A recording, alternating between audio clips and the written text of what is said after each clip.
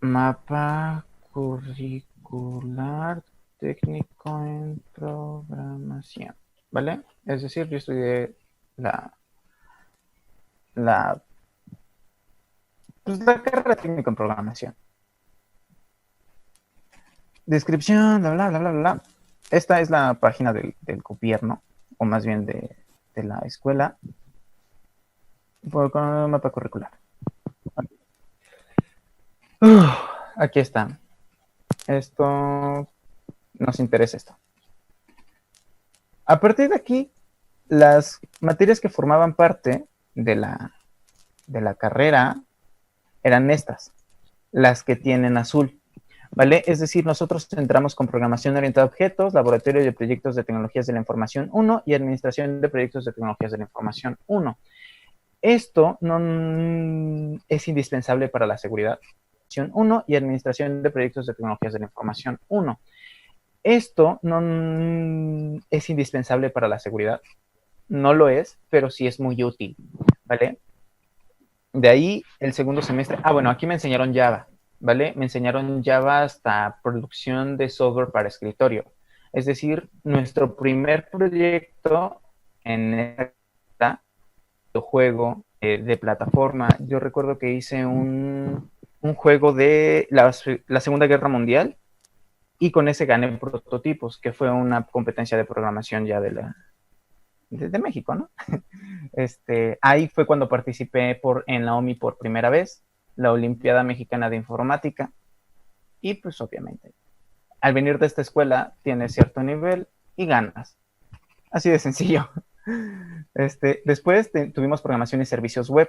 Aquí ya es donde te enseñan programación del frontend, programación del frontend y backend. Aquí es donde me enseñaron entre la optativa y programación de servicios web, me enseñaron PHP, Node.js, no, PHP nada más y Java Enterprise Edition, que ya son servlets, JCPs, eh, applets, todas estas cosas por parte de Java me las enseñaron aquí. Bases de datos, pues obviamente me enseñaron MySQL, Maria Database, cosas así, y laboratorio de proyectos de tecnologías de la información, que es para hacer tu proyecto. Después nos dieron introducción a los sistemas distribuidos. Ahí es donde ya ves sockets, que esa era la respuesta a una de las preguntas que solamente una persona me dio. Aquí, introducción a la ingeniería de pruebas. Entre estas dos nos enseñaron también Linux, que por cierto, Linux no es un sistema operativo. Ahí se equivocaron todos, o sea, más bien, la mayoría. Hubo nada más como cuatro o cinco personas que me dijeron correctamente que era Linux. Y Linux es un kernel, ¿vale? Pero entiendo que muchas personas que son novatas ni siquiera entiendan que es un kernel. Y eso no se preocupen, lo vamos a ver más adelante a lo largo del curso, porque todo esto es necesario saberlo para entender bien qué es el hacking. Después estábamos en seguridad web y aplicaciones. Aquí es donde empiezo a tomar mi especialidad. Aquí ya no nos enseñan a utilizar Termux y a utilizar los scripts de terceros y cosas así. No, aquí te enseñan criptografía, ¿vale? Aquí ya es donde te enseñan seguridad real, los hashes, llaves privadas, llaves públicas, cifrado peer-to-peer, cifrado parcial, todas estas cosas te dan en seguridad web y aplicaciones. Eso es la seguridad de verdad, no es meterte a una red. La seguridad de verdad no es el pentesting. El pentesting es muy fácil una vez que tú sabes redes. Lo realmente importante es acceder a la información que hay dentro de una red. Y a esa información no puedes acceder si la información está cifrada. Por eso es que en seguridad web y aplicaciones te enseñan a cifrar la información, ¿vale? Esa es la importancia del cifrado. Esa es la importancia de que sepan qué es criptografía, qué es criptología, que sepan criptoanálisis para romper este tipo de seguridades. Todo esto lo tuvimos que ver en esta y en otras materias que ya vienen en la carrera, ¿no? O sea, en la superior. Después tomamos optativa 3, que pues básicamente era más de Linux y más de administración. De hecho, administración Linux. Métodos ágiles de programación, tipo DevOps, Scrum, cosas así. soporte de software, que eso es ya dar análisis de la seguridad. Ahí es donde ves, sorprendentemente en soporte de software es donde ves las auditorías, en donde ya te tienes que meter a redes y todo ese pedo. Ahí ya es donde lo ves. Ingeniería de software básica, o sea, cómo funciona la computadora, cómo funcionan las estructuras de datos, todo ese pedo que también vamos a ver. Y laboratorio y optativa 4, que fue más de seguridad, porque pues básicamente las optativas te metían la especialidad. En las optativas a mí me enseñaron administración con seguridad y eso fue seguridad de la información. Esto fue el bachillerato. Todo este pedo se me tuvo que dar en 2 años y todavía con otras materias como cálculo diferencial, cálculo integral, probabilidad de estadística, química, inglés, orientación juvenil. Bueno, esto era el chocolate, ¿no? Esto no le pongan atención. Y física. Hasta el 2017, ¿vale? Cuando yo tenía 13 años, por cierto, era el 2011. Si no sacaron las cuentas.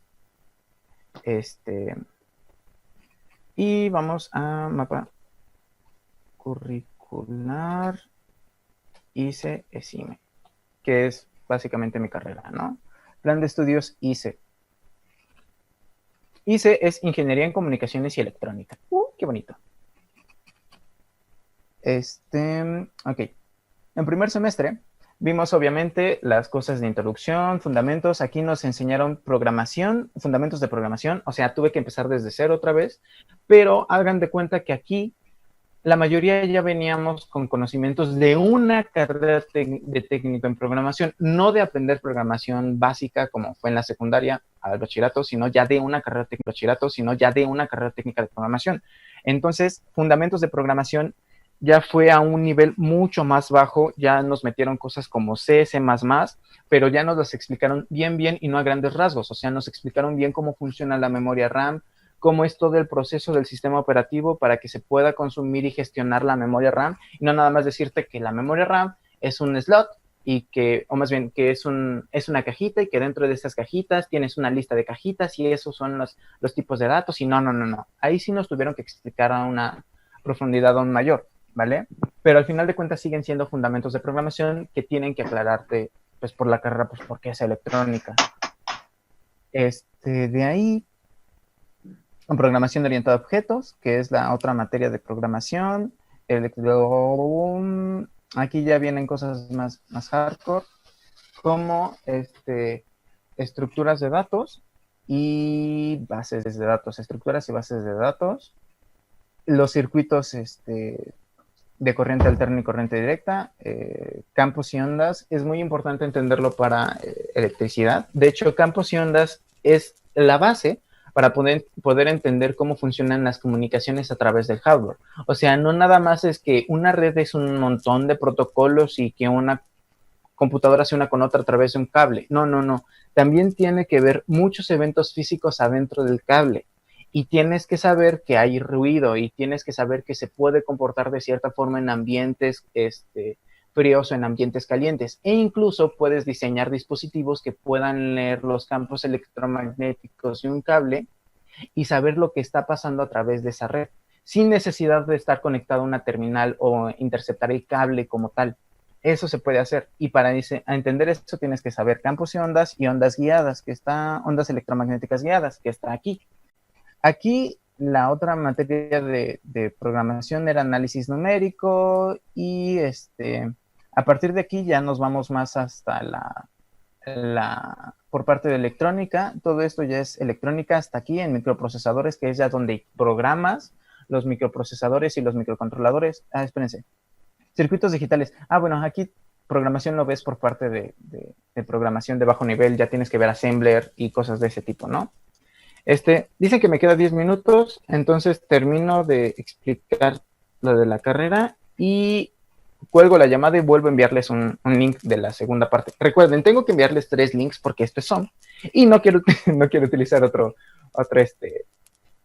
gestor de videos. No, la verdad es que sí podría utilizarlo, pero una, ya me acostumbré con Zoom, y 2, Zoom tiene muchas otras buenas facilidades. Entonces, por eso Zoom. En semestre tenemos electroacústica, transistores, esto no importa, hasta microcontroladores otra vez, que volvemos a programar ya de bajo nivel, y en octavo semestre. Aquí, esto es como la parte de tronco común, por así decirlo, y a partir de aquí ya empiezan las especialidades. Aquí no hay una especialidad que se llama la especialidad en acústica, pero existe, nosotros tenemos esa especialidad. Yo en lo personal me voy, o me fui por la especialidad en comunicaciones, y ahorita van a ver por qué.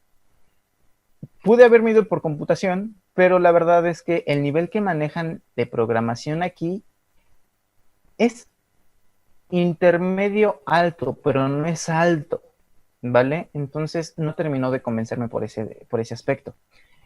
Sin embargo, la especialidad en comunicaciones, para irte a una maestría en seguridad de la información, está mucho más completa, ¿vale? Por ejemplo, aquí ven computadoras, arquitectura de computadoras, ingeniería en software, lenguajes de internet, bla, bla, bla, bla. Esto básicamente ya me lo habían enseñado en la vocacional, o sea, en la prepa.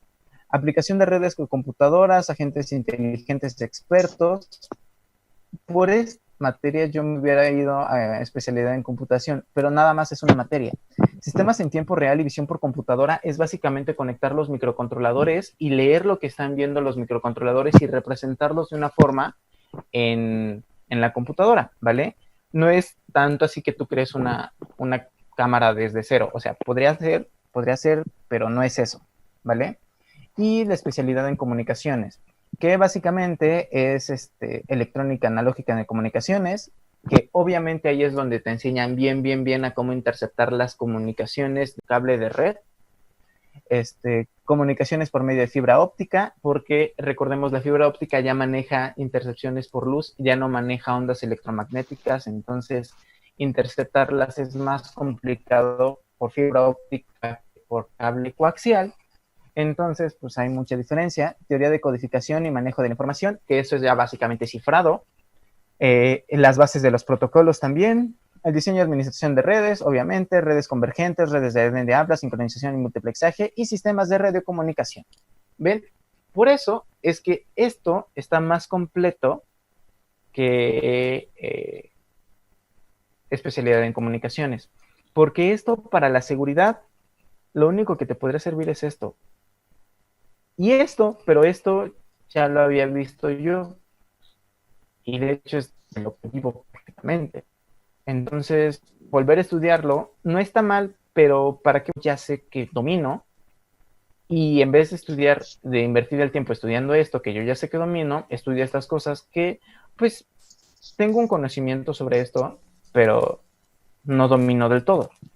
Y además, recordemos que la seguridad se guía mucho en las comunicaciones, en los sistemas de comunicación, porque las terminales, o sea, quienes se comunican son los que aseguran la información, son los que tienen un montón de firewalls y tienen un montón de seguridad y tienen un montón de dispositivos para que nadie entre a su red. Bueno, la comunicación entre red y red es la parte más vulnerable.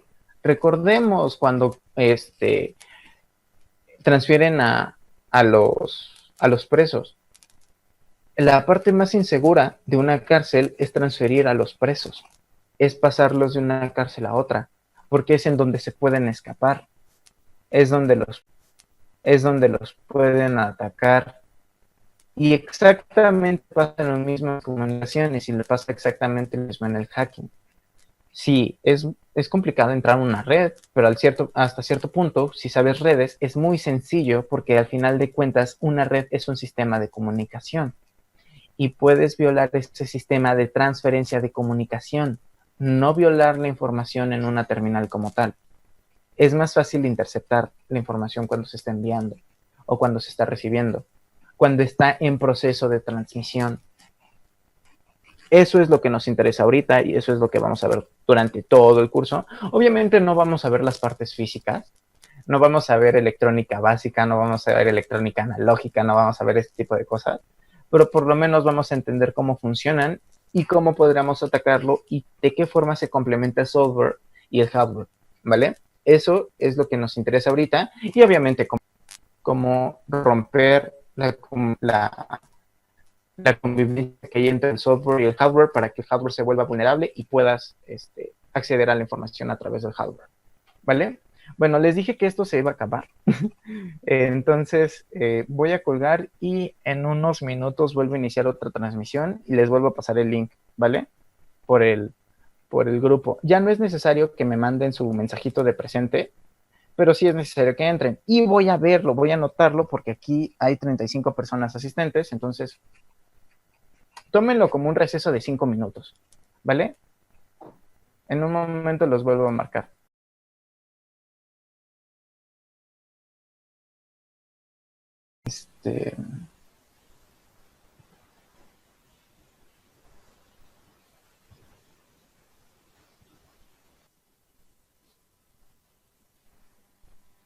Vale, ya somos 24.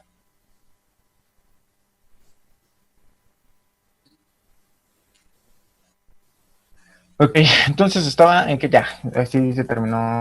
Me di cuenta de algo, que no les expliqué para qué sirve análisis numéricos o qué vemos en análisis numérico ni en estructuras de base de datos. Bueno, estos básicamente son para procesar la información. Este es para almacenar la información, pero no es como ver MySQL y PostgreSQL o SQL Server. No, no, no, no. Es esta madre es más bien cómo se guarda la información dentro de estas bases de datos. Ahí vemos árboles binarios, árboles ternarios. Estos básicamente son para procesar la información. Este es para almacenar la información. Pero no es como ver MySQL y PostgreSQL o SQL Server. No, no, no, no. Es esta madre es más bien cómo se guarda la información dentro de estas bases de datos.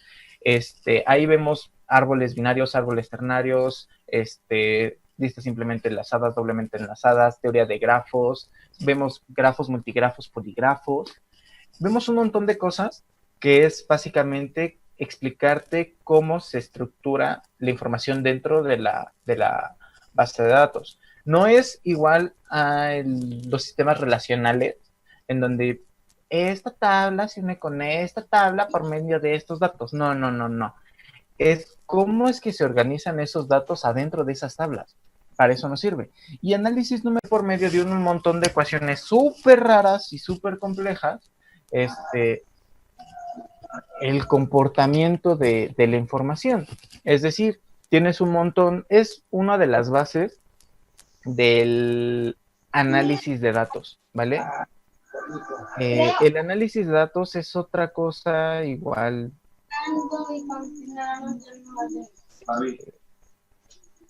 igual muy, muy compleja. El análisis de datos ya son cosas raras y pues, ¿cómo les explico? Ahí es donde ven los métodos de Newton, Ransome y todo eso para detectar raíces de números y también en resolución de ecuaciones diferenciales por medio de algoritmos de computadora y se ponen entonces eh, en sí es una materia fácil si sabes matemáticas. Si no sabes matemáticas, ahí es donde se jodió todo. Ok, entonces vamos a cerrar esto y esto. Ahora, en cuanto a mi trabajo. En mi trabajo yo soy director de tecnologías, ¿vale? En una empresa que no les puedo mostrar la página web y lo que hago porque estúpido contrato. Pero, o sea, eso es totalmente normal. Por ejemplo, yo sí puedo decir que trabajé en algún momento en Telcel y en Grupo Carso. Trabajé para haciendo la aplicación de mi Telcel. Ahí mi contrato no me restringía y yo puedo decir que estaba trabajando ahí. Estaba trabajando sobre el soporte de la aplicación de mi Telcel con Xamarin, con C Sharp pero les estoy hablando del 2017, finales del 2016, principios del 2017, hace ya 3 años. Entonces, pues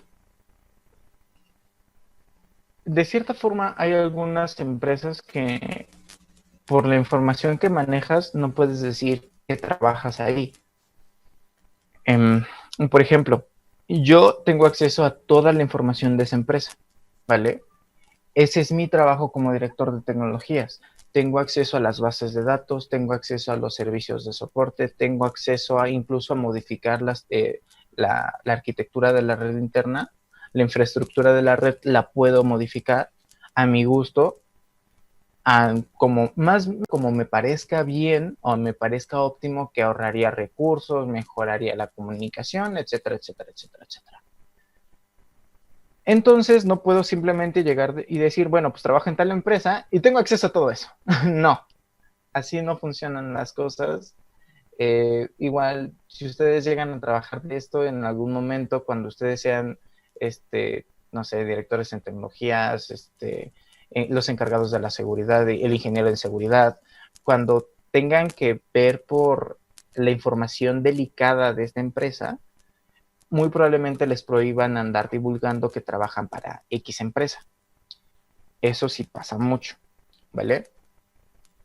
¿Qué más?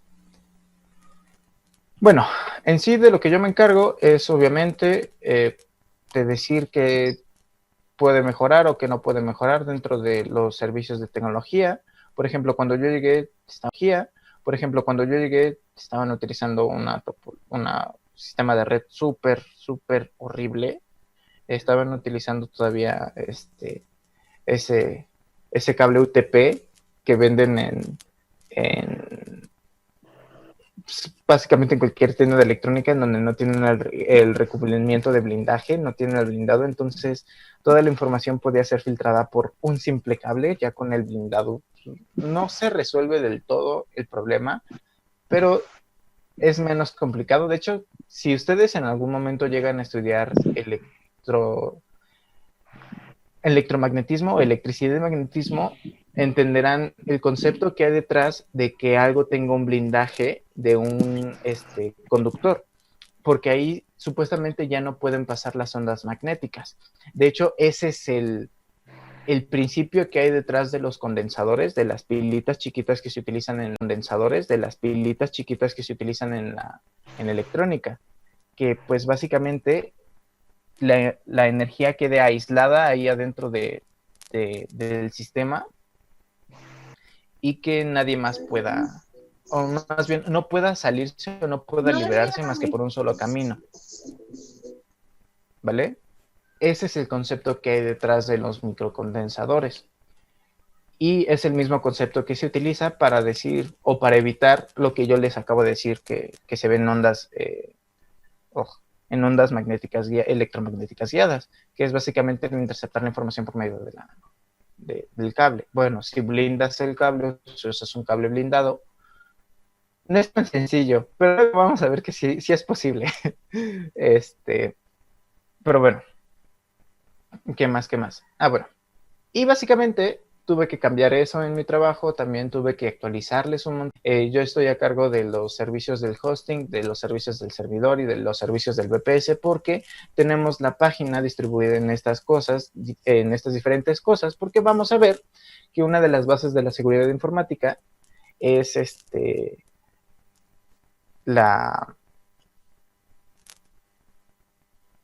disponibilidad, ¿vale? Es decir, que siempre tiene que estar disponible. Entonces, si tú tienes una página web alojada nada más en un único servidor, pues bien, pero no estás haciendo las cosas del todo correctamente. O sea, que tú lo tengas en un servidor, se te puede caer el servidor y se te va el sistema. Y es exactamente lo mismo que le pasa a todos los Oxxos, ¿vale? Sé que el Oxxo no es tan conocido en el resto del mundo, pero imagínense una tienda, porque siempre pasa en las tiendas departamentales, uy, se me cayó el sistema. Bueno, para que no pase eso, porque ese es uno de los puntos débiles de la seguridad, es en muchos lados.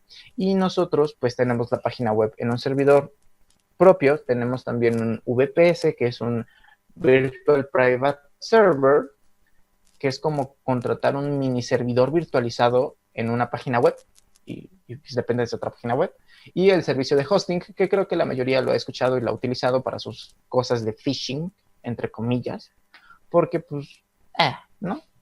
O sea, les dicen qué es, cómo, pero no les dicen cómo utilizarlo, y eso es lo más gracioso. No les dicen cómo funciona, ¿no?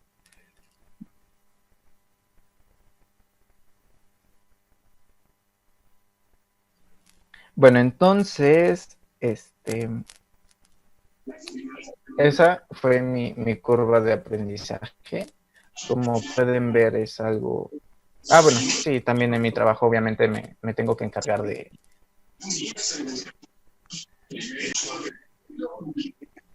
Pues de las auditorías, ¿vale?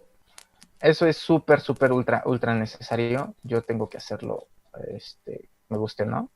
Porque, por ejemplo, si contratamos a alguien más, ese alguien más también va a tener acceso a lo que yo tengo, a la información que yo tengo acceso como director. Es por eso que en la mayoría de ocasiones el director es el que se tiene que encargar de la seguridad. Hablando en empresas pequeñas y medianas. En empresas grandes ya son un grupo selecto el que tiene acceso a información delicada. En mi caso, como es el cargo de un director, yo no puedo contratar a un tercero y decir, ¿sabes qué? Analízame esto porque de lo que se trata el análisis, de lo que se trata la auditoría, es que accedan a esa información a la cual no tienen que tener acceso. Y queda como estúpido, ¿no? ¿Para qué le vas a pagar a alguien para que dé la información? Que sabes que va a haber la información y te va a dar algunas cosas para mejorar, que ya no puede entrar, pero de todas formas muy probablemente pueda haber esa información, a la cual no debe de tener acceso. Págale a alguien para que, por poner un ejemplo que todos van a entender, páguenle a alguien para que analice su perfil de Facebook y les diga si puede ver sus nudes con sus novias, o con sus exnovias, o con su pareja, si puede ver sus fotos íntimas. Páguenle a alguien para que lo haga. O sea, pierde el sentido. Mejor aprendes a hacerlo tú y aprendes a qué tener que hacer para que no ingresen a tu cuenta y no puedan, y puedas mejorar tu seguridad en ese aspecto, ¿vale? De hecho, vamos a ver muy seguro en este curso que todos tenemos malas prácticas en cuanto a nuestra gestión de redes sociales y todo eso. Ok, si saben utilizar Termux con phishing, si saben utilizar Termux con phishing, que saben vulnerar cualquier cuenta de Facebook, pero ese no es todo, no son todas las malas prácticas que tienen en Facebook. También puede haber muchas otras formas por las cuales acceder a su Facebook y ustedes ni en cuenta de que seguramente ya se están filtrando las fotos que tienen con su pareja.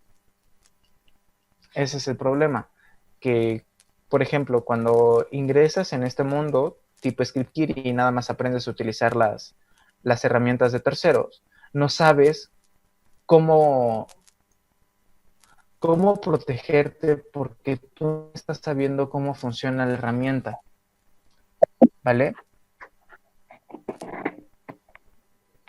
Ese es uno de los grandes problemas que hay. Sí. Ese cuadro de libros están 2 y 2. Ok, vale.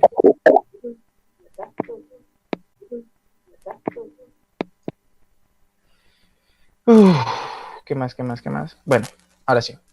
Ya que saben quién soy yo, qué autoridad tengo y con qué autoridad digo lo que digo y para qué sirve todo esto,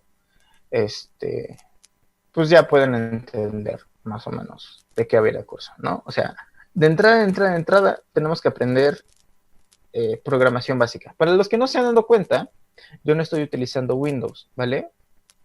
Esto no es Windows por ningún lado donde lo vean. De hecho, yo estoy utilizando Fedora, ¿vale? Ay,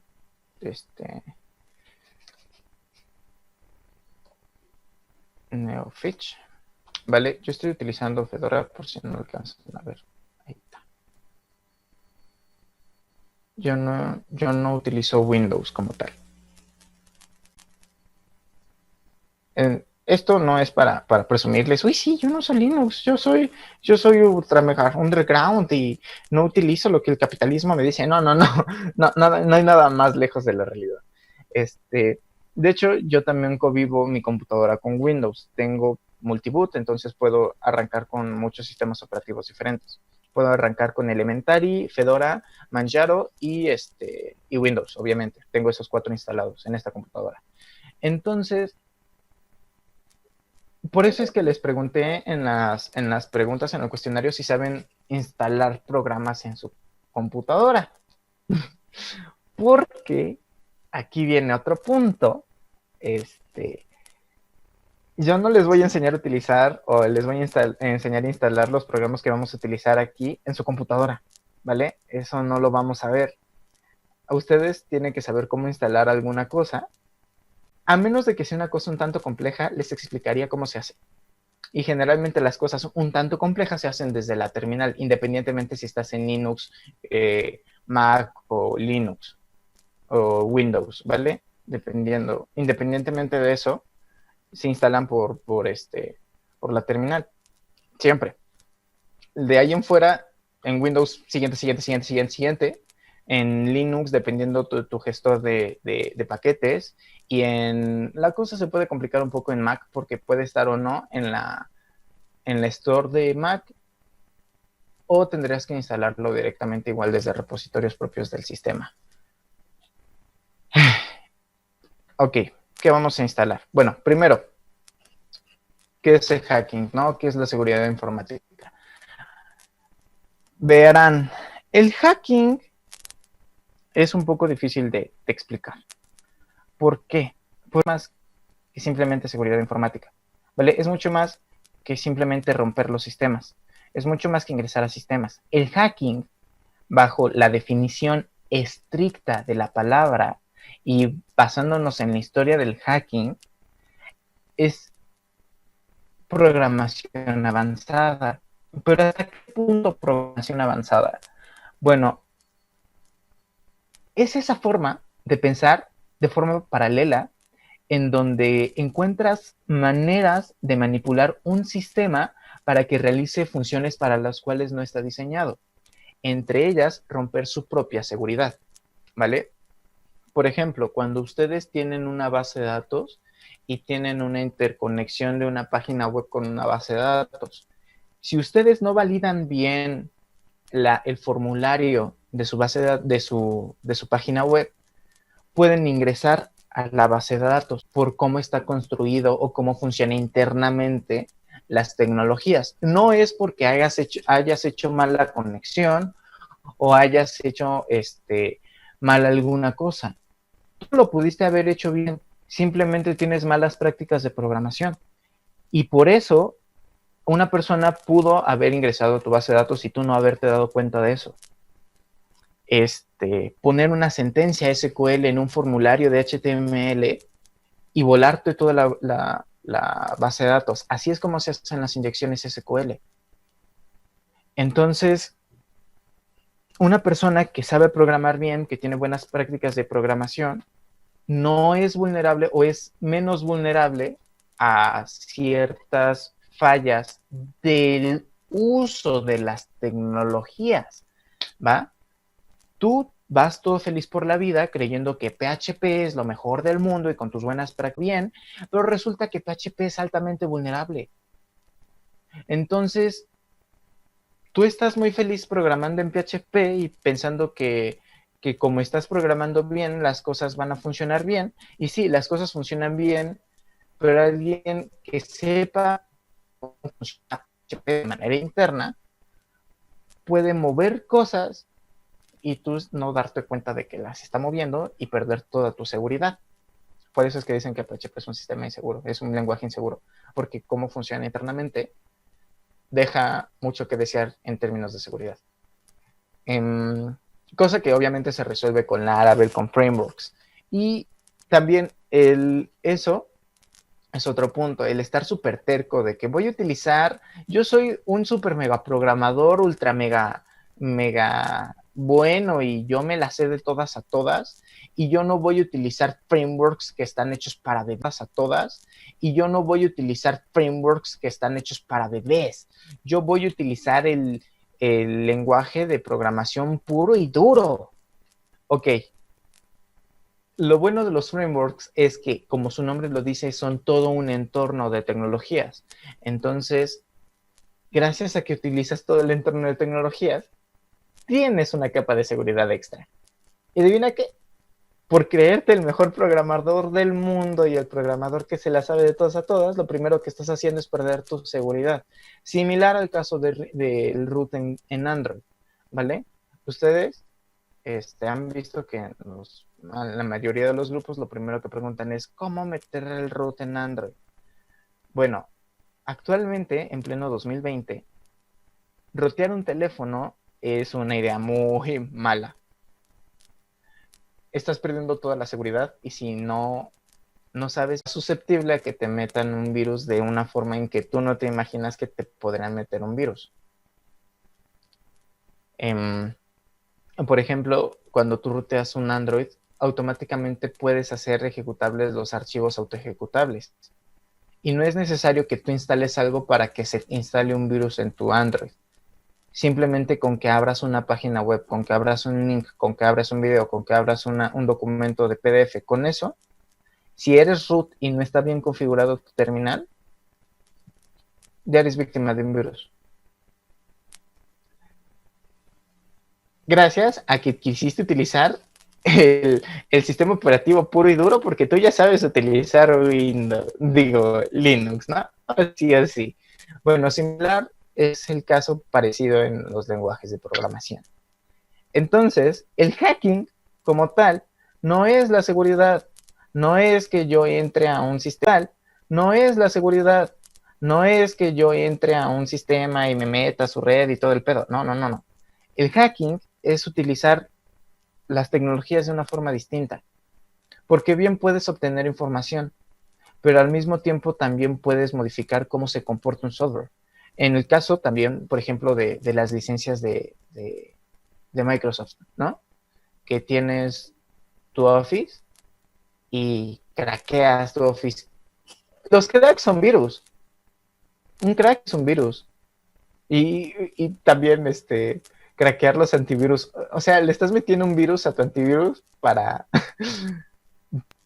que ya no te cobren. Bueno, está muy estúpido el pedo, ¿no? Pero suele pasar. Entonces, eso no se debe hacer. Para empezar, hay muchas alternativas gratuitas para todo. Por ejemplo, si hoy yo quiero utilizar Office, bueno, mira, gratuitas, Office. Tengo Caligra, tengo LibreOffice, tengo OnlyOffice y tengo WPS. Todas estas son Office, ¿vale? Te sirven como Word, Excel, PowerPoint, etcétera, etcétera, etcétera, etcétera. Todas. Y no me costaron un solo peso. No tengo por qué meterle un virus a mi computadora para craquear Microsoft Office, ¿vale? ¿Cómo funciona un crack? Bueno, regresamos a lo mismo. Está diseñado para que el software funcione de manera diferente a como está pensado desde un principio. Cuando tú compras Microsoft Office, el software está pensado para pedirte un serial que tiene cierta longitud y tiene que conectarse a internet para validar estas características, como que es alfanumérico, que tiene una función interna, que define el comportamiento de los caracteres, o sea, no por ponerle 1, 1, 1, 1, 1, 1, 1, guión, 1, 1, 1, 1, 1, 1, guión, 1, 1, 1, 1, 1, 1, guión, vas a encontrar una key. No por hacer eso vas a encontrar una key. Tienes que también entender cuál es la función que sigue o el proceso que se sigue para establecer una nueva llave y por qué el número de llaves es limitado. porque no es ilimitado y automáticamente cualquier llave que pongas te podría dar te podría activar Office. Eso de manera interna funciona de una forma. Entonces lo que hace un crack es leer, o sea, regresamos al mismo, hacer funciones para los cuales el programa no está diseñado. El programa no está diseñado para ser leído, sin embargo, es leído por el crack. Analiza la estructura de los seriales, analiza toda esta función y te entrega un serial que puedes utilizar para activar el producto. ¿Y qué crees? Te lo activa. Cuando ustedes utilizan KMS Pico o KMS Kit, se meten los seriales de forma automática. Tú ya no tienes que ingresar a la página principal de Office y meterle los seriales. Por eso podría creer que tú no creas o se te haga difícil entender que es un generador de seriales por medio del algoritmo interno que tú ves que se inserta la serial. Tienes que leer que la serial fue insertada, porque sí, también te lo di.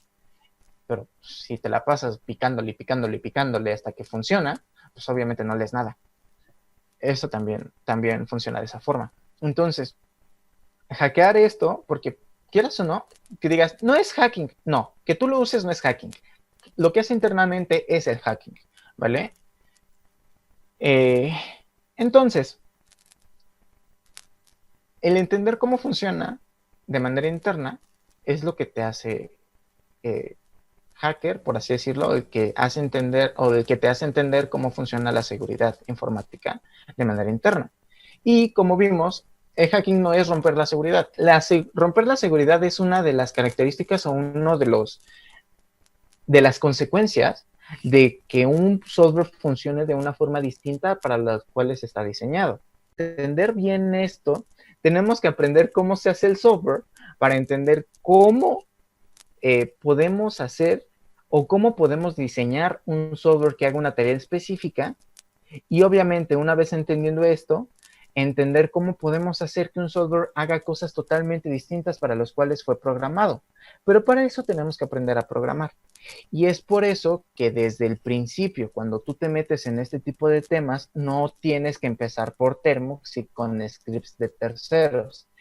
Tienes que empezar por programación, porque la programación literalmente es la base de todo este pedo. No hay más. No se trata de agarrar tu celular y abrir Termux y empezar a descargar scripts al por mayor y empezar a hackear a tus amigos. No, no, no, no, no. El cómo funciona un script de manera interna es lo que te interesa. De otro modo terminaría siendo un script kiddie. Ese es otro punto. Las definiciones de los hackers. Un hacker, como ya vimos, es un programador experto, un hacker de verdad. De lo contrario, no podría llamarse hacker. Pues es una persona que pasó mucho tiempo frente a una computadora investigando cómo funcionaban las tecnologías, cuáles eran las vulnerabilidades de estas tecnologías.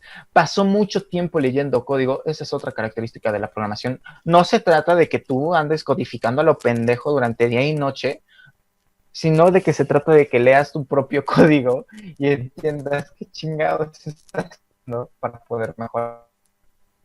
Eso es mucho más común que empezar a codificar código todo el día y toda la noche. No, cuando tú eres un programador y cuando eres un hacker, te pasas más tiempo leyendo el código, tratando de entender. Te pasas más tiempo leyendo el código, tratando de entender qué hace el código, que realmente escribiendo código. ¿Va? Entonces, eso de que te metes a Termux y lo primero que haces es escribir comandos y lo primero que haces es pedir comandos, va en contra de tan solo de la lógica que hay detrás de lo que es hacking, en verdad, ¿vale? Porque no se trata nada más de andar escribiendo en una terminal lo que quieres que haga algo. Se trata de que pienses cuál es el proceso que se tiene que seguir para llegar a un resultado y encontrar un nuevo proceso, encontrar un nuevo algoritmo. Ahorita llegamos a qué es un algoritmo. Es lo que te enriquece como hacker, ¿vale? Bueno, vamos a ver qué tanto preguntan aquí. Ah, mira, están estudiando Data Structures en Java y C++. De hecho, es gracioso porque a mí me enseñaron... Ah, mira, están estudiando Data Structures en Java y C++. De hecho, es gracioso porque a mí me enseñaron Data Structures con C++ y grafos, por excelencia se enseña con Java. Y en mi universidad no enseñan Java, me lo enseñaron en la prepa. Presente, presente. Ok, nos quedan 10 minutos otra vez. ¿Alguien creo que no, luego lo pasas, bro, sí, porfa, Linux, ¿usas Linux, Linux Mint? No, uso Fedora, bla, bla, bla, lo usas por los servidores, sí, no, en realidad lo uso porque Fedora es, a mi parecer, el sistema con el cual se convive mejor al momento de programar. Es decir, Kali no está diseñado para programar, definitivamente no, y de hecho por eso también me caga, o sea, un sistema operativo, ya vimos la importancia de programar, ¿no? Un sistema operativo para hackers en los cuales no está diseñado para programar, no sirve como sistema operativo para hackers, ¿vale? Ubuntu es como esa excepción que es de Linux diseñado para todo y al mismo tiempo no tiene ni pies ni cabeza. Y entonces puedes optimizarlo para programar ahí, pero al mismo tiempo también puedes utilizar multimedia ahí. Y en el caso de Fedora, no. Para tú trabajar multimedia en Fedora, es horrible. En algún momento tuve que editar videos y por eso sé que es un pedo súper horrible, la verdad. O sea, ¿tendremos que instalarnos Fedora? No.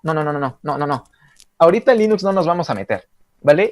Ahorita Linux es como ese objetivo. Les repito, yo tuve que estudiar programación un año, o más bien, no, tuve que estudiar programación desde el 2011 y pude utilizar por primera vez Linux hasta el 2013, por primera vez, y entender bien cómo funcionaba hasta el 2014, y ocuparlo como sistema operativo principal hasta el 2015. ¿Vale? Entonces es una curva de aprendizaje curva de aprendizaje de Linux también algo amplia. Por eso también es estúpido utilizar Termux y empezar con Termux, porque tan solo antes de meterte a una terminal tienes que estudiar mucho antes. Entonces, pues no, la cosa no va por ahí. Vamos a aprender a programar en Windows, ¿vale? Ustedes van a estar en Windows, pero la programación es exactamente la misma, la forma de programar es exactamente la misma, ¿vale? No es necesario que se instale en Fedora. Podemos instalar Fedora en una VirtualBox. Si quieres y si sabes ya instalar sistemas operativos en una VirtualBox, sí, no hay problema. ¿Cómo funcionan los ataques a bases de datos o extraer información confidencial? Es lo que les acabo de decir. Escribes una sentencia en un formulario de HTML y generalmente no está validado este formulario. Si no está validado, si está mal programado, pero tiene malas prácticas de programación, la sentencia va a pasar como si nada y va a formar parte de un código que va a poder enviarse a un gestor de base de datos que se llama MySQL, PostgreSQL, SQL Server, y con eso puedes afectar toda la base de datos e incluso crear conexiones nuevas a esa base de datos y tú tener una aplicación externa para conectarte a una base de datos interna en una red. Así es como funcionan los ataques a bases de datos. ¿Qué opinas de Parrot? Como sistema principal. Ok, ya. Parrot sí está bien, porque en Parrot yo sí he programado y sí está diseñado para programar al chile. De hecho, me gusta mucho más. Yo diría que si no conociera Fedora Security o si no hubiera conocido Black Arch, no, de hecho, incluso con Black Arch es mi segundo sistema, para pentesting favorito. O sea, el primero es difícil definirlo. No sé si estoy entre Fedora Security o o Backbox. Black Arch yo lo pondré como el tercero, porque pasa lo mismo que pasó en sus inicios Kali. Yo, por ejemplo, estuve cuando Kali 2 se estrenó. Antes no se manejaba por años, antes se manejaba por números. Y en el 2000, sí, creo que fue el 2014, se liberó Kali versión 2.0 y fue una reverenda pendejada, desilusionó a toda la comunidad del Chile. El problema con Kali en ese entonces es que se sobresaturaba de herramientas. Tenía un montón de herramientas para todo. Pero obviamente al tener un montón de herramientas para todo, tienes que instalar dependencias distintas y esas dependencias y otras hacía un sistema operativo súper mega inestable, que se rompía cada rato, que dejaba de dar imagen a cada rato, que no tenías que tener mucho tiempo trabajando porque saturaba la RAM, tan solo el propio sistema operativo. Entonces era una asquerosidad de sistema operativo. Y todo porque se saturó de herramientas. Y es exactamente lo que está pasando con Black Arch. Se está saturando de herramientas. Literalmente hay mínimo unas 8,000, 9,000 herramientas en Black Arch. Hay muchas herramientas. Uy, sí, me voy a aprender todas las herramientas. Sí, pendejo. Pero si aprendes todas las herramientas, vas a darle la madre a tu sistema operativo. Pero es que ya las tenía preinstaladas. Bueno, instalaste un mal sistema operativo. Siempre va a tener problemas. Y si Kali Linux me decepcionó, quiero llorar. Y en Android me decepcionó, quiero llorar. Y en Android igual. Ah, sí. Bueno, entonces, ¿qué sistema operativo aconsejo? Con el que te sientas cómodo. Así de sencillo, con el que te sientas cómodo. O sea, si tú te sientes cómodo con Kali, usa Kali. A mí no me gusta, sé que es un sistema operativo inestable, pero si eres un novato, bueno, eso sí, si te sientes cómodo en Kali es porque ya sabes utilizar Linux, porque Kali sí puede ser muy bien optimizado y optimizado a más no poder. Pero si no sabes Linux, pues obviamente te vas a dar en la madre. Si sabes utilizar Windows y te manejas bien en Windows, usa Windows. No andes pensando, es que si no, no voy a poder hackear. Güey, ahorita no vamos a utilizar herramientas de hacking. Va a ser muy difícil programar en otro sistema operativo que no sea Windows. La verdad, van a notar que hay diferencias entre programar. Van a notar que hay diferencias entre programar en Windows y programar en Linux. A pesar de que sea el mismo lenguaje de programación. Yo, por ejemplo, cuando programo en C++, no puedo utilizar conio.h, no puedo utilizar las funciones get de C++. Tengo que utilizar mis propias funciones, hacer mis propias funciones con handler para hacer funciones muy parecidas a cómo funcionarían en Windows, a pesar de que sea el mismo lenguaje. Entonces, si te sientes cómodo con Windows, usa Windows. Si te sientes cómodo con Linux, usa Windows. Para programar, ¿cuál consejo? Fedora. Fedora o Debian. O Debian o si sabes configurar Arch. En sí, Arch no es difícil de configurar. Es más bien como un atrapacaños entre los que dicen saber que han tenido que estudiar, ¿vale?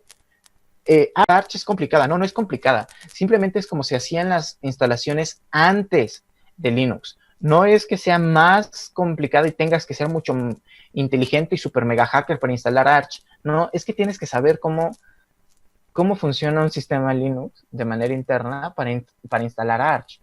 Y eso no te hace un mega hacker. Arch, Debian o Fedora. Eso opino para programar. Arch y Linux, ¿qué opinas? Bueno, en sí Arch es bastante bueno. Muy, muy liviano. Arch. Lo bueno de Arch es que no crea el problema que había con Kali ni el problema que hay con muchas otros sistemas operativos. Entender qué opino de Arch ya es meternos a cosas de arquitecturas de sistemas operativos. Por ejemplo, les puedo decir, no, lo que pasa es que yo con Arch opino que los servicios están muy bien optimizados en conjunto con el kernel para que tengan un sistema operativo liviano y eficaz. Es decir, el API, el POSIX o el Meshage Applet, algo así, está súper bien construido para convivir con los servicios exclusivos de Arch para que no tengas que instalar cualquier mamada. Y de hecho, Arch no está diseñado para que tú le instales que tus juegos, que tus servicios de servidor, que tus lenguajes de programación, que tus sistemas de Office. No, no, no, no. Arch tiene una tarea muy, muy específica. ¿Va? Entonces, eso opino de Arch. Disculpa, pero para hacking y programar, demás que yo deseo sería un sistema operativo para uso.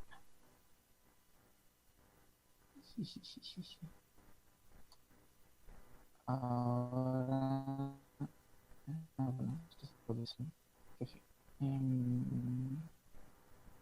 que estaba. Ah, sí, cierto. Aquí.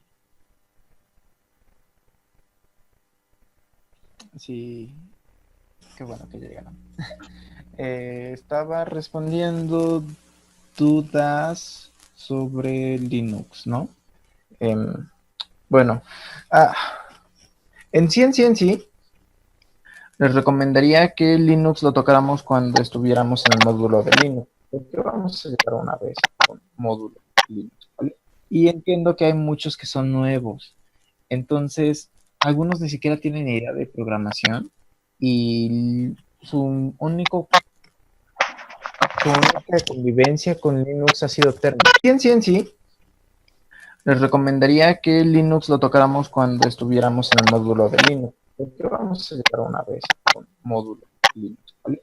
Y entiendo que hay muchos que son nuevos, entonces algunos ni siquiera tienen idea de programación y su única convivencia con Linux ha sido termo, ¿vale? Espérense. ¿Alguien me está hablando? Ah.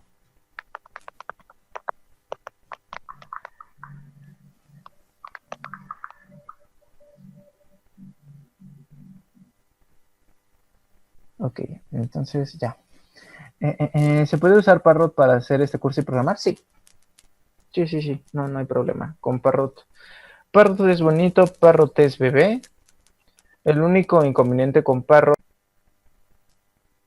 de sus drivers no están disponibles para todo el hardware. Entonces, creo que ese es el único inconveniente que tengo con Parrot. De hecho, en la mayoría de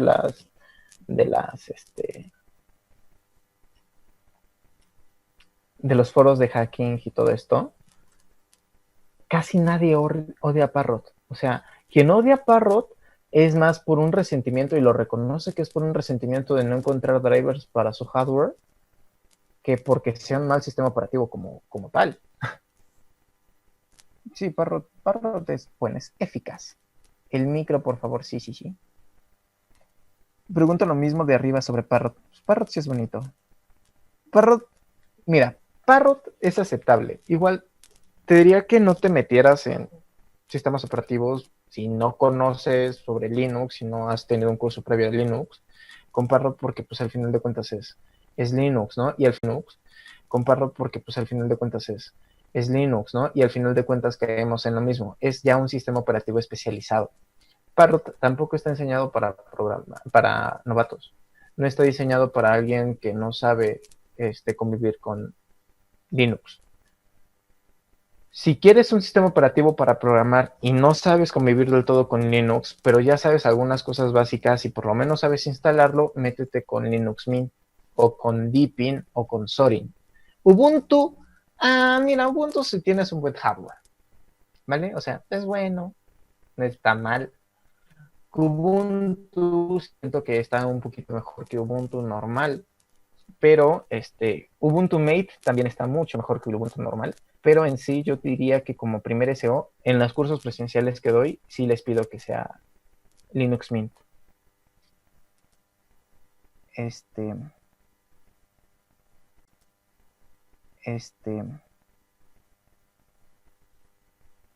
Arch Linux y Fedora y Ubuntu serían entonces, sí,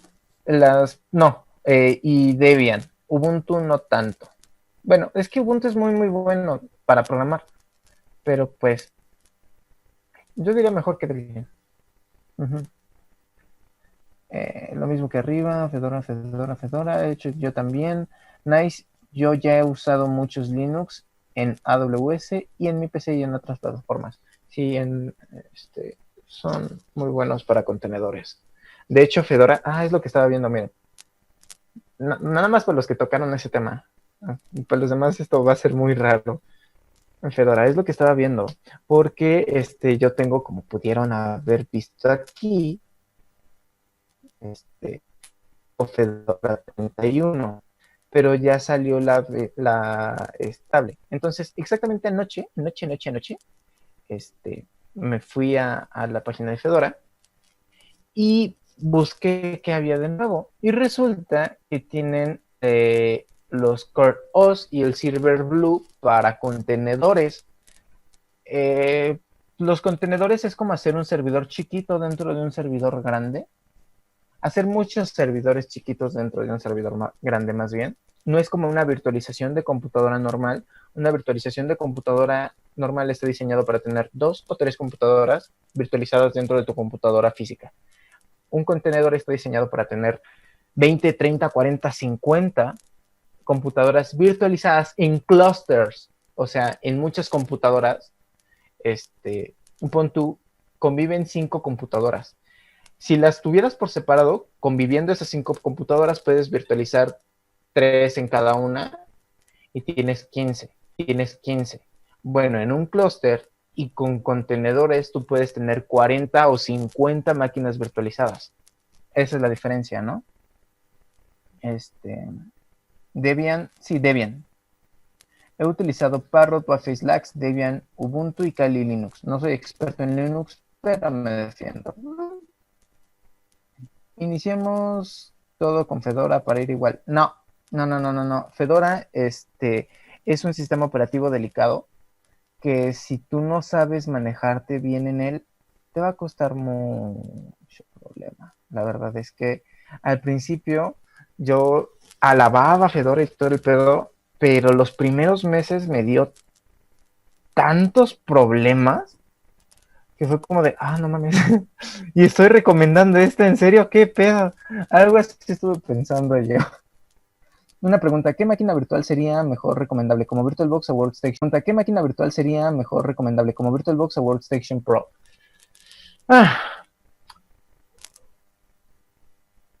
Si estás en Linux, usa cajas, sin unboxes, o sea, que yo uso. Cajas así, todo hermoso. No lo vas a encontrar para Windows, creo. Si estás en Windows y no sabes nada de virtualización, VirtualBox. Si ya sabes algo, ¿cómo se me fue el otro? No me digan. Sí me acuerdo. VMware. Que no me dijeran. Ya me dijeron. Ya, qué malos son. Bueno, VMware también, si ya sabes virtualizar, ¿vale? Si ya sabes teoría de virtualización, si ya has virtualizado 2 o 3 o 4 o 5 computadoras, hay que VirtualBox. Sí, definitivamente. VMware es mejor. Sí, ya sé que es mejor, pero no es la idea óptima para empezar. O sea, todos van a decir que uno u otro es mejor. Y lo mismo sucedería en el caso del software para esta clase, ¿no? Unos decían que uno, otro y otro y otro, y era más por gustos que porque en serio funcionaran. Y en este caso, VMware sí funciona bien, funciona de maravilla, pero si no sabes nada de virtualización, te vas a meter en un montón de configuraciones que no tienes ni idea de cómo configurar. QEMU. Si no mal entiendo, QEMU estaba diseñado más para virtualización de servidores, ¿no? O sea, yo no he utilizado QEMU y sabía, o por lo que había investigado, era para sistemas operativos diseñados para servidor, tipo cosas así. VMware no consume tantos recursos. De hecho,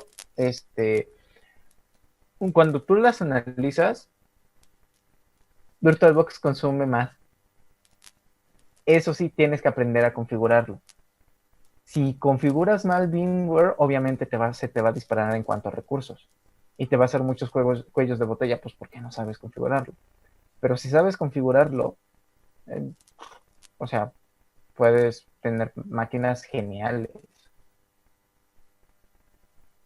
Entonces, de lo que no tenemos idea de la programación, tenemos que instalar Linux. No, no, no, no, no. Ay, ese es el pedo. Por eso no quería tocar temas de Linux. No, no.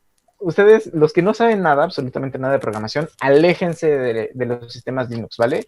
Ahorita no se metan con eso.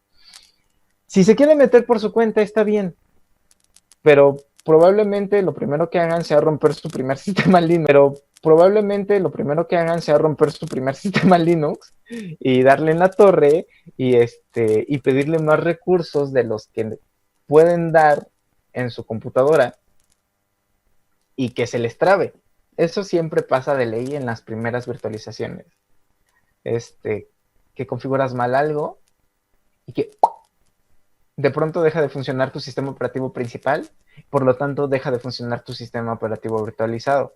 O luego lo pones en pantalla completa y deja de funcionar tu sistema operativo principal y piensas que es el virtualizado y por más que intentas apagar la computadora no se apaga.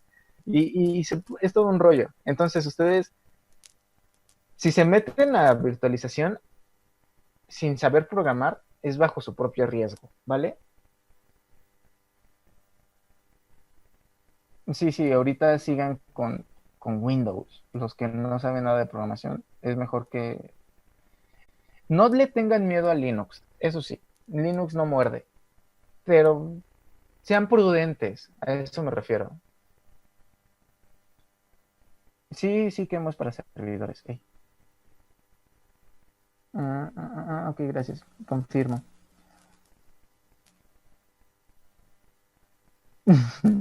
Que es bajo de la era de los dinosaurios. No, no, no, no. Mm, hagan de cuenta que, por ejemplo, lo que sucede en mis cursos de Linux presencial. Tengo muchos alumnos que tienen una computadora que se ve decente, que era del 2017, 2018, pero con 4 gigas de RAM. De esas computadoras que se ven estéticamente bonitas, pero que no les va a servir para una mierda. Pues al chile, vamos a ser sinceros. Entonces esas computadoras Windows solito, mal optimizado, sin que tú sepas moverle, ser sinceros. Entonces esas computadoras Windows solito, mal optimizado, sin que tú sepas moverle al sistema operativo, consume unos 2.5 gigabytes de RAM. Cuando tú sabes moverle puede consumir hasta uno nada más. Pero por sí solito sí se pone de niña. Y nada más nos dejan con 1 gigabyte para virtualizar. ¿Y saben qué es lo primero que hacen? Ponerle de 2 a 3 gigas virtualizados. Obviamente así no va a jalar chido. Tienes que saber mover también para la virtualización. No es nada más de que instalo VirtualBox y corro todo ok, y ya con eso tengo una máquina virtual. No, no, no, no. También tienes que hacer un análisis previo antes. Bueno, sí, es que virtualizado es una forma muy diferente hacerlo con boot. Cuando tú lo haces con boot, literalmente estás arrancando el sistema operativo Windows y si no sabes computación mal optimizado. Y encima de ese se está corriendo otra simulación de hardware, es decir, el procesador está corriendo otro procesador chiquito, en la RAM se está guardando una RAM chiquita, en el disco duro se está almacenando un disco duro chiquito, todo se está reduciendo, ¿vale? Y sobre eso, ese sistema reducido, estás corriendo un sistema operativo encima. Esa es la diferencia entre bootearlo con una USB y virtualizarlo. Si quieres una experiencia lo más cercana a la que tendrías con una experiencia instalada, es mejor bootearlo. Si lo que quieres es probar el sistema operativo y no tienes ni una puta idea, es mejor virtualizarlo. Un portátil que recomiende para este lindo mundo de programación del hacking. Voy a ingresar a la UNI el año que entrante y sería, mira, un portátil tal cual, no te recomiendo específico, no te recomiendo específico, no te recomiendo.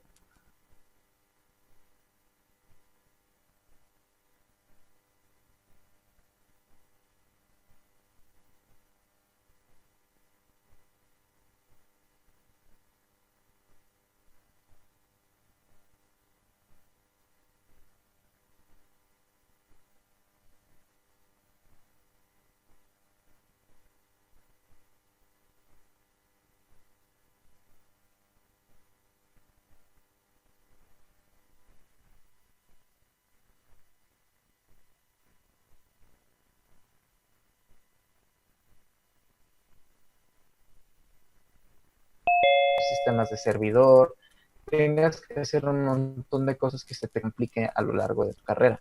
Entonces, yo diría que sí, mínimo, 8 GB de RAM, 2.2 de gigahertz de velocidad en el procesador.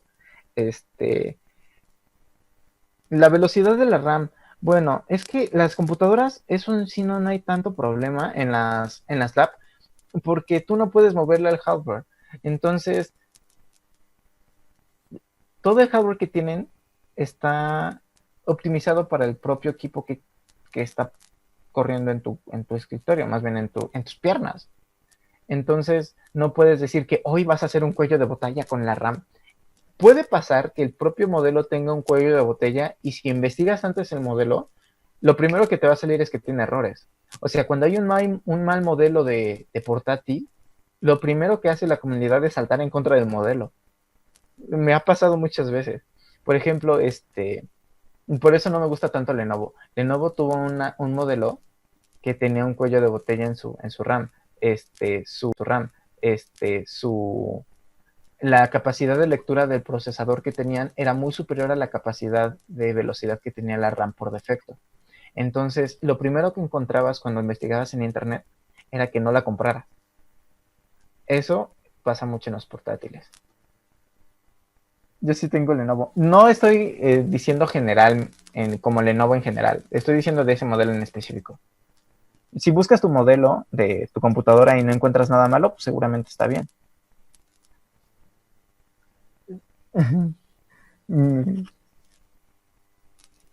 Yo tengo Lenovo 5050, 50 y 60.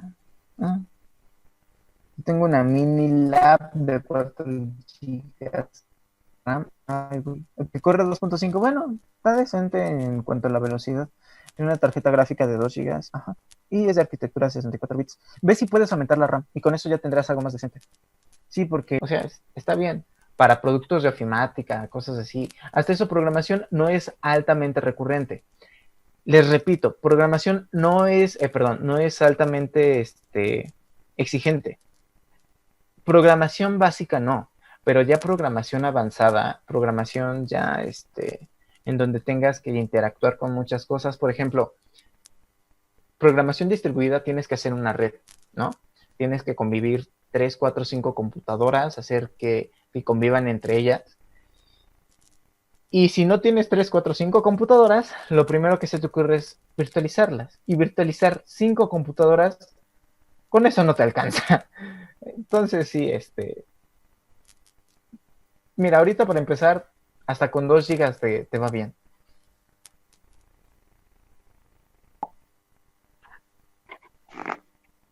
Tengo Lenovo prestado y me parece bastante bueno. No, bastante bueno. No. Sí, o sea, les digo, Lenovo como marca no es mala, sino que específicamente tenía un modelo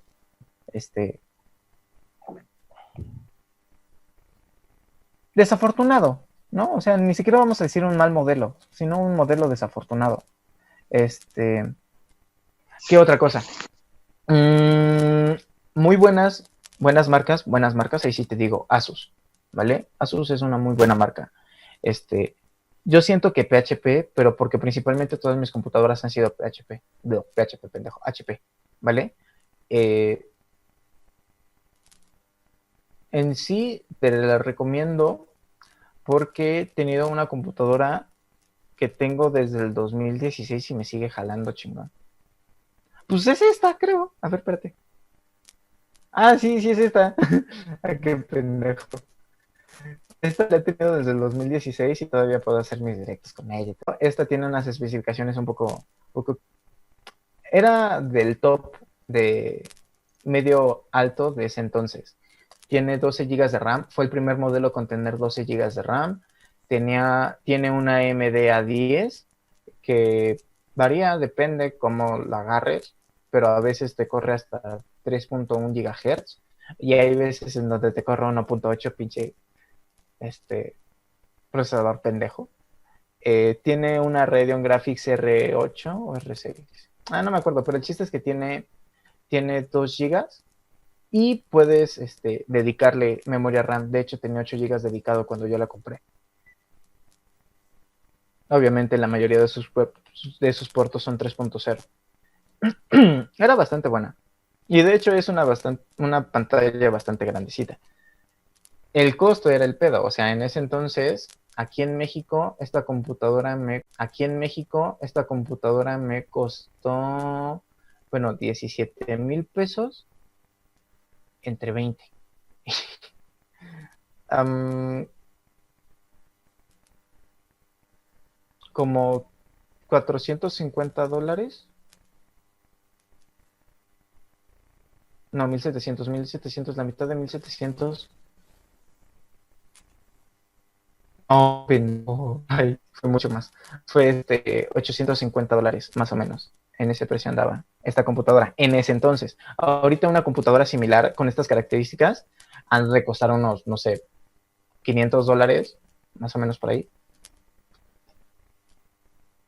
Sí, tengo 12 de RAM.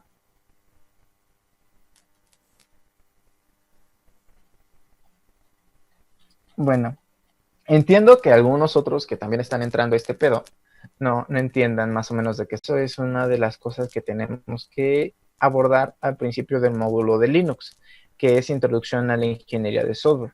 En Introducción a la Ingeniería de Software vemos para qué sirve la RAM, por qué tiene estas medidas, vemos para qué sirven todos los componentes de la computadora, ¿no? La tarjeta gráfica, la memoria RAM, el disco duro, los SSDs, la motherboard, los microprocesadores, los chipsets. Todas estas cosas lo vamos a ver a lo largo del curso. Tranquilos, no coman ansias, ¿vale?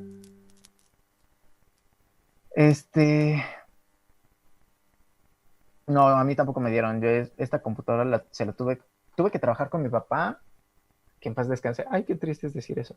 Este, tuve que trabajar con mi papá como por 6 meses y todavía me tuvo que poner más de la mitad. Sí. Esta es una MD10, tiene 10 núcleos.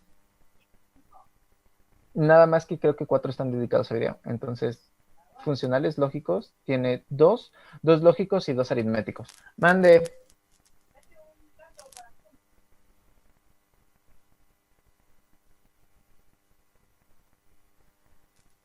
Ujú. Sí, de hecho, es que esta todavía se calienta mucho, eso sí. Y de hecho, no sé si alcanzan a escuchar el ventilador. Esta cosa está al full. Eh, AMD en ese entonces no era tan reconocida, o sea, hace 4 años, no era tan reconocida como Intel. De hecho, ahorita es gracioso porque AMD en cierta forma supera un poco Intel, pero en ese entonces Intel era como el top del top. Sí, sí, de hecho, ahorita AMD tiene un desempeño ligeramente superior a AMD, tampoco muy superior, es ligeramente más superior. No es que digan cosas buenas de AMD, es que los últimos modelos que tiene AMD salieron con la tecnología de 7 milímetros, entonces se reduce todo a la mitad. Intel pudo reducirlo hasta los 12 nanómetros, milímetros, pendejos, 12 nanómetros. AMD ya incluyó su tecnología de 7 nanómetros, pero al mismo tiempo, AMD, a pesar de tener ya tecnología de 7 nanómetros, tiene una tasa de efectividad de producción menor a la de Intel. Entonces, haz de cuenta que su gama top de AMD es muy difícil de conseguir, más difícil de conseguir que Intel. De AMD es muy difícil de conseguir, más difícil de conseguir que Intel. Por eso que en algunas cosas es ligeramente AMD superior a Intel que en otras. Mm, ya salió el Ryzen 9, yo me quedé en el Ryzen 5, creo. Chale. Mira, sí, es muy buena, pero la Epic es mejor. Claro, si tienes el dinero suficiente para sustentarlo. La gama Epic de AMD, oh Dios, una joyita. ¿cómo se puede saber en tu PC las características que se necesitan? Bueno, en Windows te vas al explorador de archivos, ¿no? Y de ahí te vas a mi PC.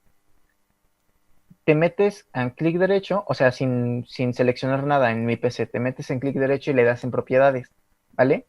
En esas propiedades, esto, pero obviamente no en una terminal, sino más bien en una pantalla, en una ventana de Windows común y corriente, en donde va a aparecer el logo de Windows, aquí me parece, ajá, más o menos como por aquí, y aquí te va a venir el modelo de tu computadora, cuántos memoria RAM tiene, cuánto disco duro tiene, el tipo de memoria, la velocidad del procesador, qué procesador tiene, y también te va a venir la versión de Windows y chala, y chala, y chala, y chala.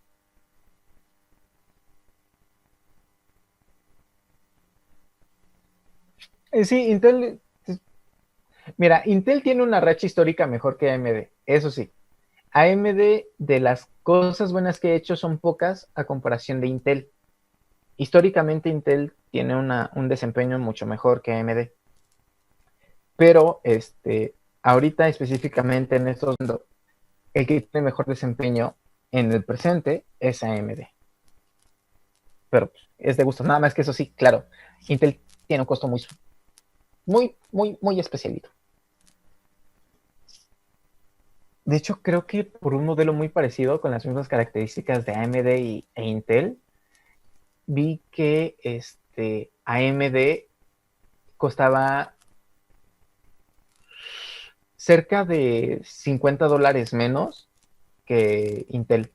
Y eso por un procesador es mucho. O sea, tú no gastas más de $200 en un procesador, a menos de que sea para algo muy específico. Entonces, tener una diferencia de $50 es algo considerable para un procesador.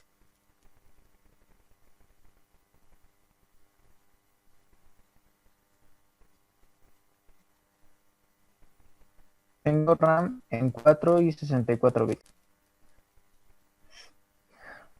¿Me pueden enviar lo que vayan a hablar aquí más adelante? Intel es más para juegos, Intel es más trabajados, AMD es más para juegos. No, es al revés. Sorprendentemente es al revés. Para juegos es mucho mejor Intel.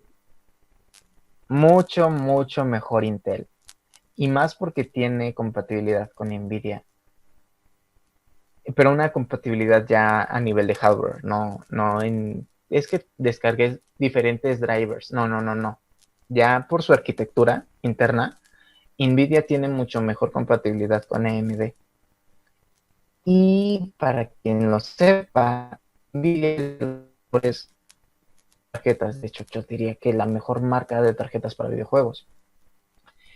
Pero lo que sí tiene AMD es que últimamente ha hecho muy buen marketing. Y AMD está desde sus principios para servidores, es decir, para trabajo duro y forzado. Eso sí, tiene un mejor desempeño en actividades aritméticas y en actividades lógicas. Por lo tanto, es mejor para trabajar que Intel.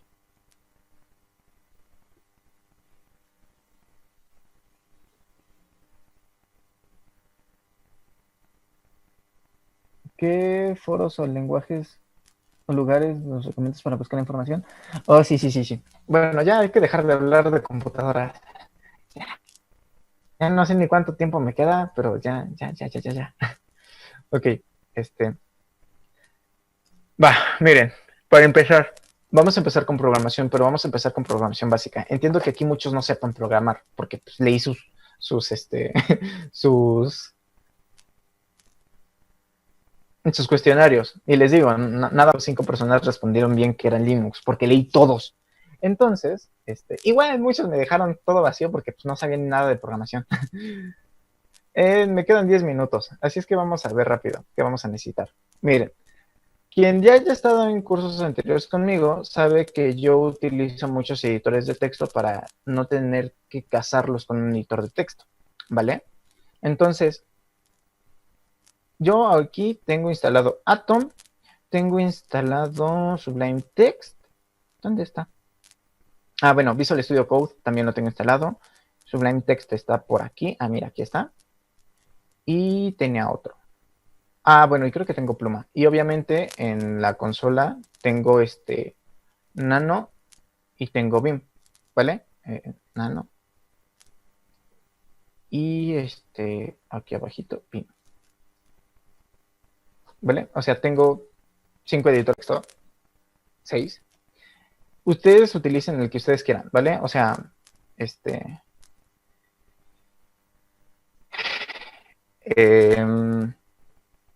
Nano. No, Nano, estoy pendejo. Para empezar, para los primeros, principales, los neófitos, los novatos, les recomendaría Sublime Text 3. Es Aquí le ponen en Windows, su versión de Windows y cosas así, ¿no?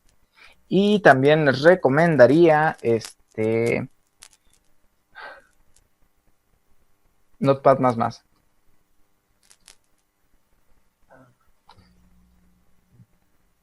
Ay, perdón.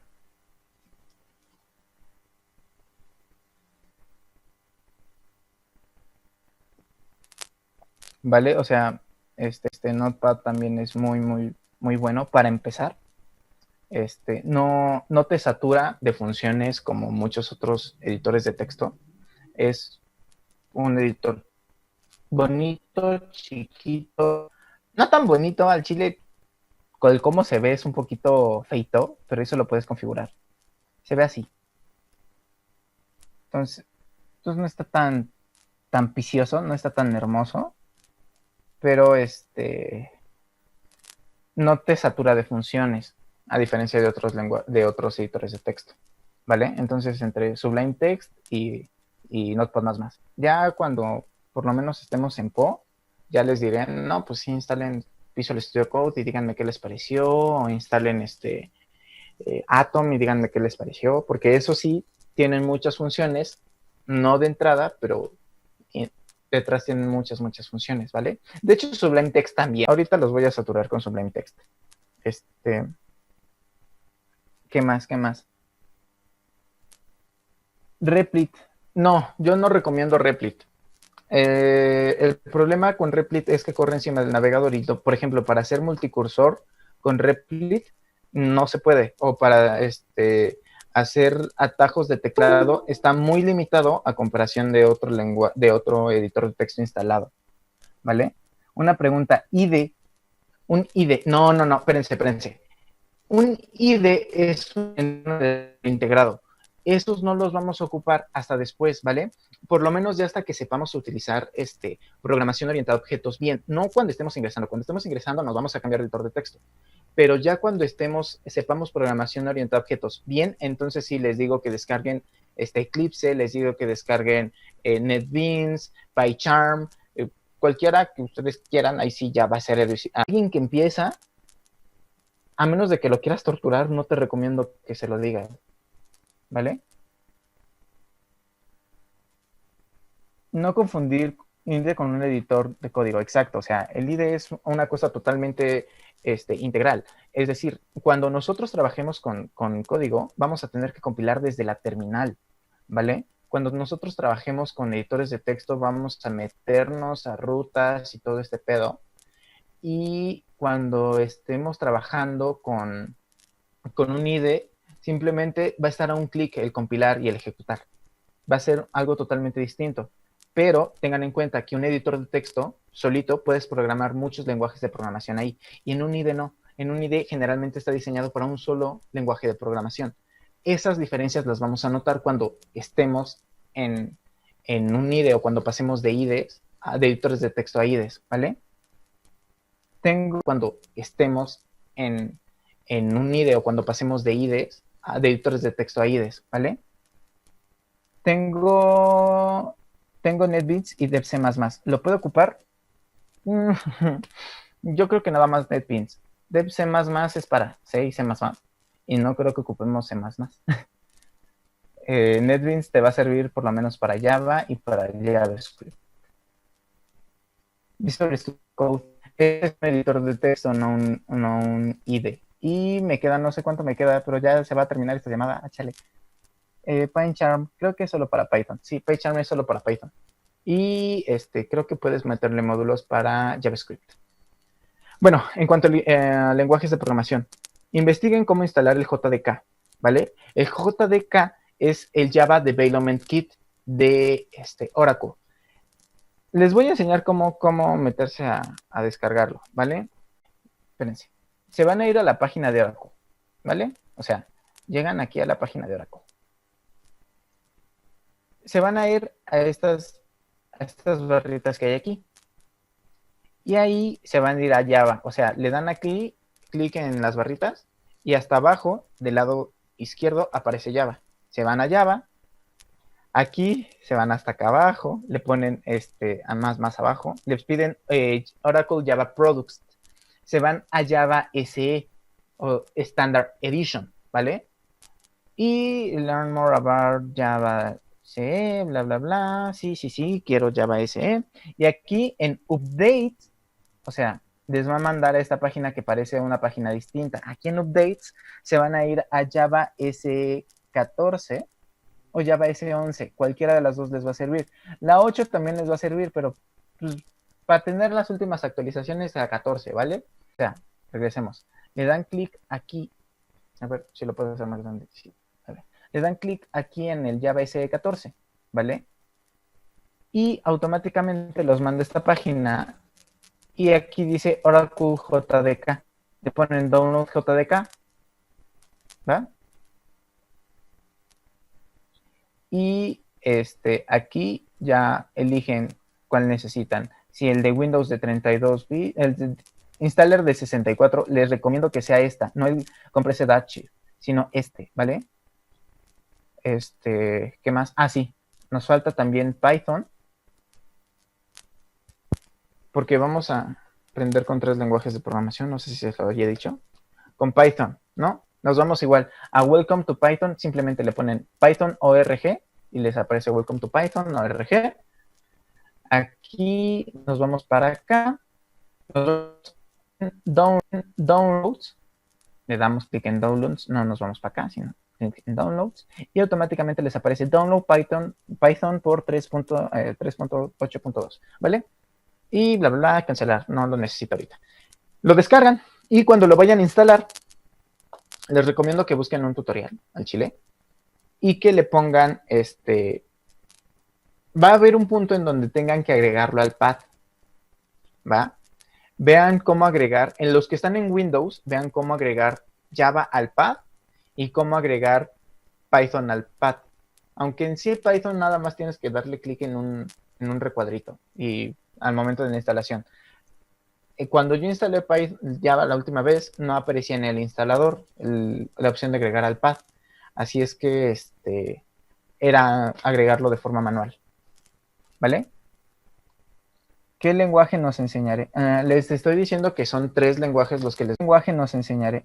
Les estoy diciendo que son 3 lenguajes los que les voy a enseñar. Ahorita les voy a enseñar, o sea, para empezar, va a ser con Java, con JavaScript y con Python, con los 3.